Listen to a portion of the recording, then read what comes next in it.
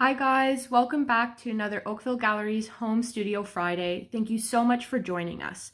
Today we're going to be learning about optical illusion artwork. We're going to be using references such as Victor Vasarely and Bridget Riley, who are known as the father and mother of op art.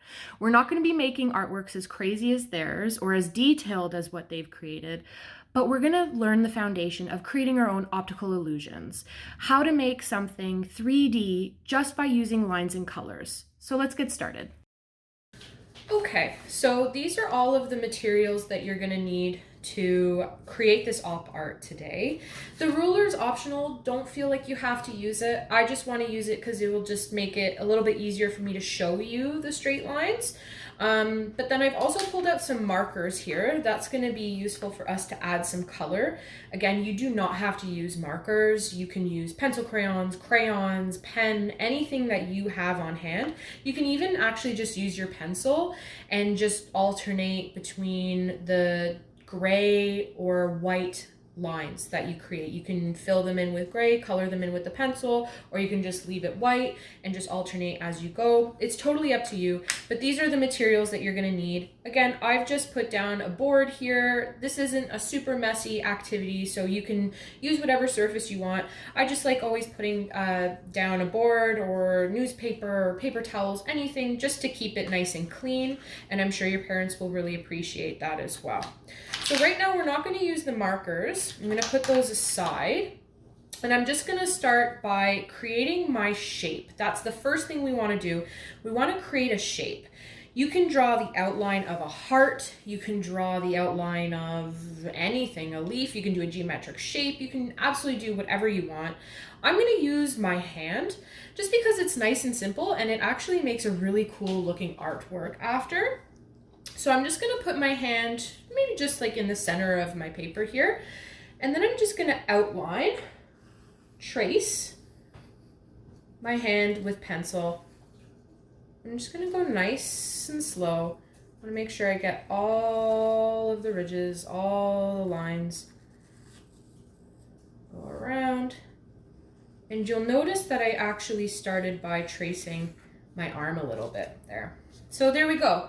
We have our traced hand.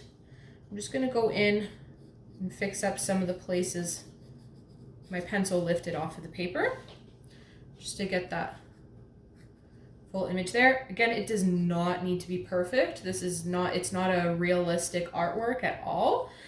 So we just want this general shape of the hand down here. I didn't go super dark with my pencil, you'll notice. I sort of want to keep my lines nice and clean. I don't want them to be too dark, because if I did want to erase them afterward, the lighter they are, the easier they are to erase. Okay, we have our shape down. Again, it doesn't need to be a hand. I just chose to do mine. And next I'm going to use a ruler. If you don't have a ruler on hand, don't worry, you can just do this freehand. The lines do not have to be perfectly straight. Or you could just use a straight edge. You could use the side of anything. You can use the side of a book. You can use the side of another piece of paper if you want. It's totally up to you, okay? I'm going to use my ruler because I've got it on hand. Now with this, I'm just going to use the width of the ruler just to make this super easy on me moving forward. And I'm going to add straight lines outside of the shape that I've traced here, okay? So we want to go straight and then stop on the outside of the traced shape that I did here, okay? Then I'm just going to, again, go with my ruler, line it up, go one ruler length, like that, all the way to the edge, and stop from the next edge to the end of the paper. I'm going to do this all the way up the page, okay, just to get our basic lines down. This helps us sort of keep track as we go up, and it will help us keep our color patterns that we eventually choose even. This again, and you'll notice that as you go between the fingers, lift, draw, lift, draw, lift, draw. See? So again, I'm avoiding the inside of my traced shape.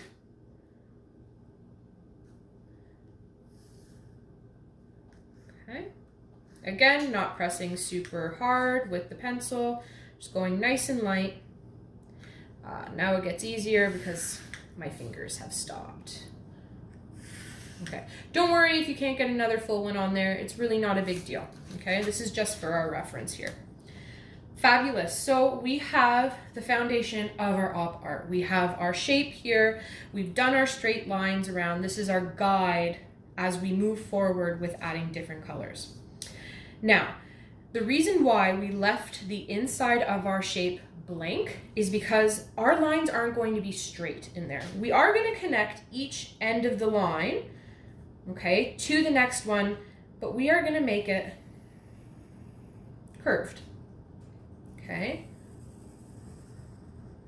So we want to do a nice curved line, again, curved and connect. Super, super easy. Curved, connect, okay? And you'll see that my line is over here.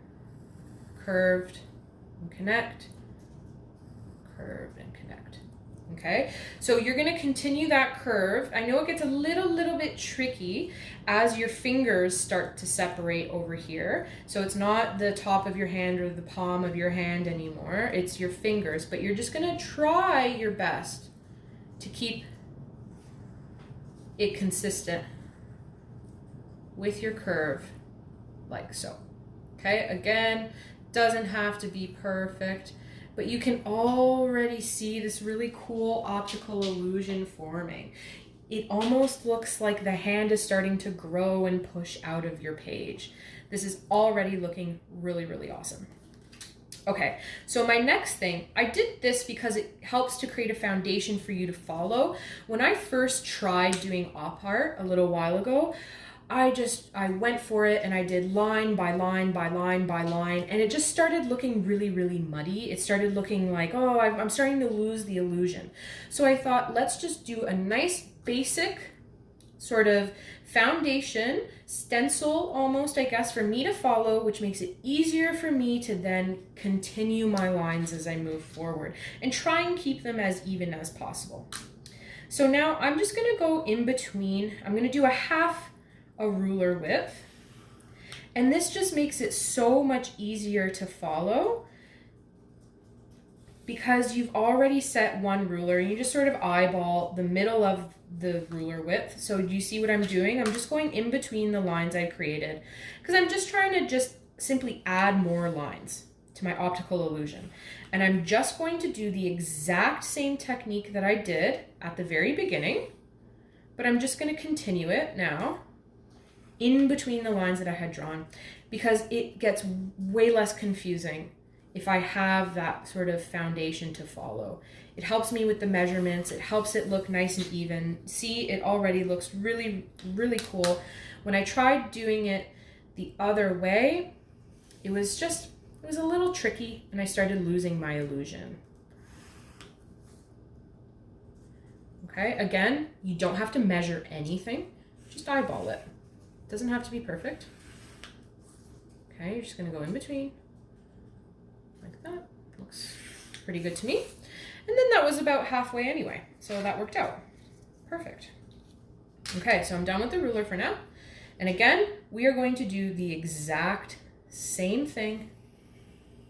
Round, and connect them, just like this. Okay, okay.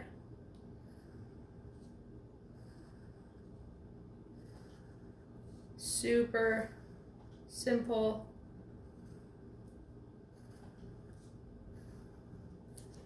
All right, and again, it looks like the hand is popping off of the page, just coming up there, all just simply done with lines.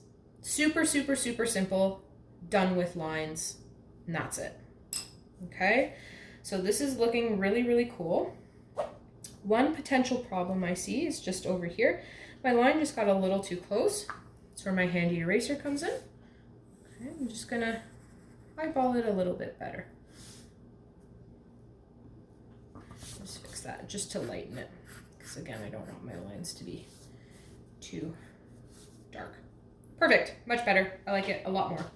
This is great. Okay, so next I'm gonna go in, I'm choosing to outline the lines that I have drawn with black. I really like the stark contrast that it creates. I think it really helps with the optical illusion. You do not have to use black. This is just simply a color choice for me. You can easily use blue, red, green, purple, honestly, whatever you want. But I'm gonna start with one color first because the key to keeping your illusion is using a color pattern as you go forward. So I'm gonna do all of these lines in black and then I'm gonna build my colors. I'm probably gonna go with green, then red, then blue, then purple. Then you'll see the black line again, and then green, then red, then blue, then purple, then green, then red, then blue, then purple, and keep going and keep going. Okay, so right now I'm just going to outline everything in black. Okay, this is gonna be my first color that I have chosen. And for this, I'm just gonna freehand it. I don't want my line to be super thin. I'm just gonna go for it. Again, does not have to be perfect. Once you start something, just keep going with it. Commit to the lines. If you're using markers, commit to the lines that you are drawing. Okay. And now I'm just gonna continue going with the black and start my color patterns.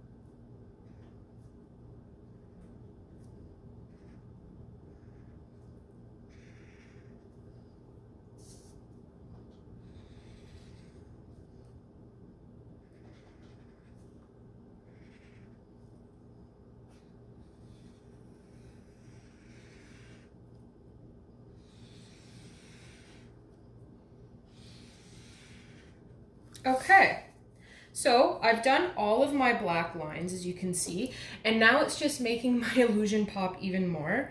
I'm really, really loving this. And it's only gonna keep popping as I keep adding different colors to my drawing here. So I'm just as we did with the black, I'm now just gonna continue. I'm gonna layer my colors over the pattern here, okay? So I think I'm gonna go in with some green. Okay, and then you're just gonna follow your lines. Exactly, so I've done black and green all the way up, following my lines. And as you go, you'll notice that by drawing those lines and then doing your first color all the way up and then adding your second color, then your third color, by doing it in that sequence, it makes it so much easier to follow your pattern, and it makes your drawing very clear and not as sort of messy, because there is definitely room for freehand here, as we've sort of talked about. But I mean, it's just, if you lose that sort of precision, you're going to lose your optical illusion. So you need to be very sort of well thought out as you do this. Okay, so just keep going with my green. Follow the lines I have drawn. Okay, don't rush it. Just go with the flow. It's looking so cool. I'm loving this. Sometimes when you look at different artworks, you think, oh man, that looks so hard to do. How, that's gonna take me forever. How am I gonna do that? It's usually a lot easier than you think.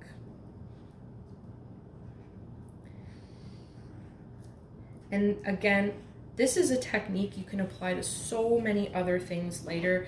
You can add this to landscapes and make them really cool and sort of play with the eye. You can do this for still life paintings or drawings. You can do this with anything. And I'd suggest the more color you add, like rainbow colors, the cooler your illusion looks.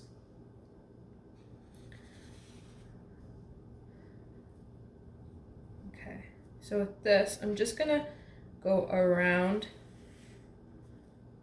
Okay, I'm gonna go around here. Actually, this is a great way to learn that I should have put something there.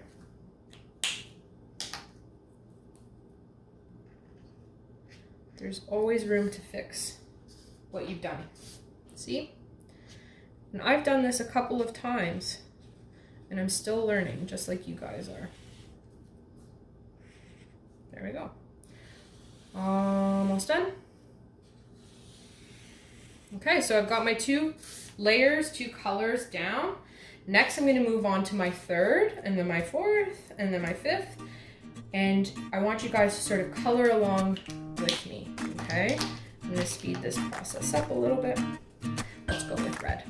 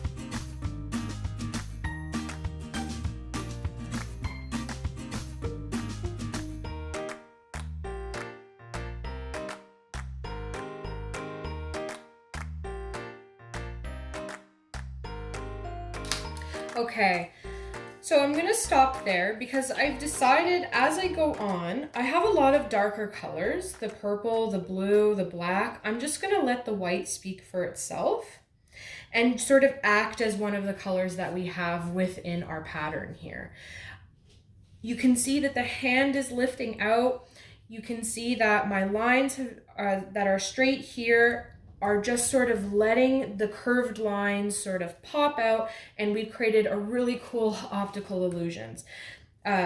So you can see that simply just by changing lines from going from straight to curved to straight to curved, alternating your patterns, mixing lines and different colors help sort of deceive the eye and create these different effects. And this is the perfect way to learn just really simple op art. All we've used is a pencil, our hand to trace, and again, you didn't even have to do that, and we've used some markers here, and look at this really cool effect that we have. So again, you don't have to do your hand. You can choose any single shape that you want. It could be a circle, it could be a heart, it could honestly be anything under the sun.